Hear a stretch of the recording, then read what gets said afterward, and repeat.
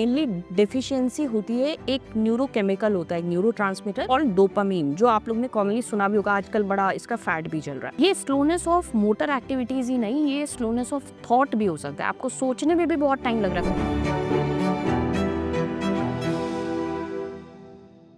Hi everyone, this is Dr. Anumeya Mishra and I am a consultant neurologist currently practicing at Felix Hospital, Sector 137, Noida. तो आज हम बात करते हैं एक मेरे को बहुत ज़्यादा इस बीमारी से एफिलिएशन है। This is known as Parkinson disease, आपने बहुत कॉमनली सुना होगा। सबसे पहले मैं स्टार्ट करूंगी with this very interesting fact कि ये जो पार्किंसन डिजीज है, इसको बहुत पुराने टाइम पे जिन्होंने डिस्कवर किया था उनका नाम था डॉक्टर जेम्स पार्किंसन। और वो एक्चुअली में कोई मेडिसिन के डॉक्टर नहीं थे और ना ही न्यूरोलॉजिस्ट थे, वो एक सर्जन थे। तो आप समझो कि कितने इंटेलिजेंट रहे होंगे कि एक सर्जन ने नोटिस किया कि पार्किंसन डिजीज क्या होता है। मेनली डेफिशिएंसी होती है, एक न्यूरोकेमिकल होता है, न्यूरोट्रांसमीटर और डोपामीन, जो आप लोग ने कॉमनली सुना भी होगा, आजकल बड़ा इसका फैट भी चल रहा है। तो डोपामीन जो है ये हमारे को, जो हमारा मोटर फंक्शन होता है, कोई भी मसल, अब जैसे मैं ये मूवमेंट कर रही हूँ, मैं बोल रही हूँ, इसमें भी मेरे टंग के मसल्स, मेरे जॉ के मसल्स, ये सारे यूज हो रहे हैं। ये मसल का जो भी मूवमेंट होता है, जो मोटर फंक्शनिंग होती है, उसके लिए डोपामीन हमारे ब्रेन में बहुत जरूरी है। और भी बहुत सारी नॉन मोटर चीजें भी होती हैं जिसके लिए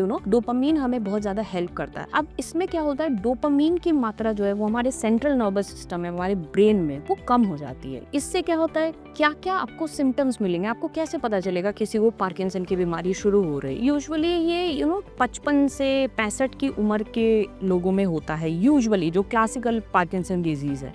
और इसमें क्या क्या सिम्टम्स आते हैं, बहुत सबसे इम्पोर्टेंट सिम्टम जो है उस साइनी क्वेनॉन बोलते हैं इसको, यानी कि ये इसका प्रेजेंस तो होना ही होना है फॉर पार्किंसन। तो ये होता है ब्रैडीकिनीजिया। ब्रैडीकिनीजिया का मतलब है कि स्लोनेस ऑफ मूवमेंट, आप जरूरत से ज्यादा स्लो हो गए वो काम करने के। फॉर एग्जांपल, घर में जैसे मम्मी है, मम्मी साड़ी पहन लेती है 5 मिनट में, क्योंकि बहुत सालों से पहन रही, उनको बहुत आदत है। अब उनको वही काम करने में आधा घंटा लग रहा है। अब कोई आदमी है जो अपने शर्ट के बटन फटाफट लगा लेता था, बट अभी उसको उसमें बहुत टाइम लग रहा है, उसको स्टेज चढ़ने में बहुत टाइम लगता है। तो जरूरत से ज्यादा जो स्लोनेस है, ये बहुत इंपॉर्टेंट चीज है। ये स्लोनेस ऑफ मोटर एक्टिविटीज ही नहीं, ये स्लोनेस ऑफ थॉट भी हो सकता है। आपको सोचने में भी बहुत टाइम लग रहा है। फॉर एग्जांपल, मेरे को किसी को बोलना है कि भाई 1 गिलास पानी दे दे, मैंने फटाफट से बोल दिया। अब वो सोच रहा है, उसको बहुत टाइम लग रहा है ये बोलने में या कुछ याद करने में, तो ये भी इंपॉर्टेंट है। उसके बाद आपको क्या हो सकता है, आपके हाथों में रिजिडिटी हो सकती है। रिजिडिटी हाथ में या पैर में, आप जैसे स्लीव्स में, जैसे मैंने एप्रन पहना है तो इसकी स्लीव्स में मुझे अपना हाथ डालना है,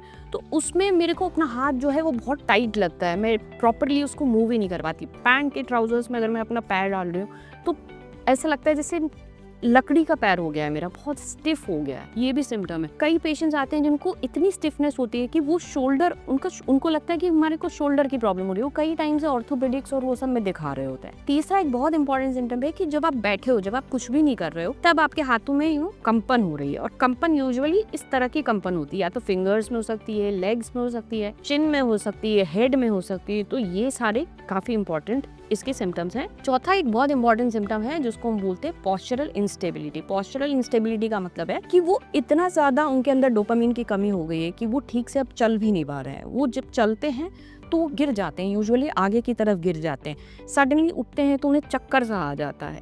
काफी चलने में स्लोनेस हो गई, छोटे छोटे स्टेप्स लेते हैं वो, और कहीं जाके फंस जाते हैं, उसको हम फ्रीजिंग बोलते हैं। तो वो फंस गए वहां पर, अब उनको कुछ बोलना पड़ेगा या पुश करना पड़ेगा, तब जाके वो चलेंगे। तो ये सारे जो सिम्टम्स है अगर किसी में हो रहे हैं, किसी भी पेशेंट्स में, तो आप सतर्क रहिए और meet a neurologist. If you are having any health related issues, you can subscribe our channel for more informative videos.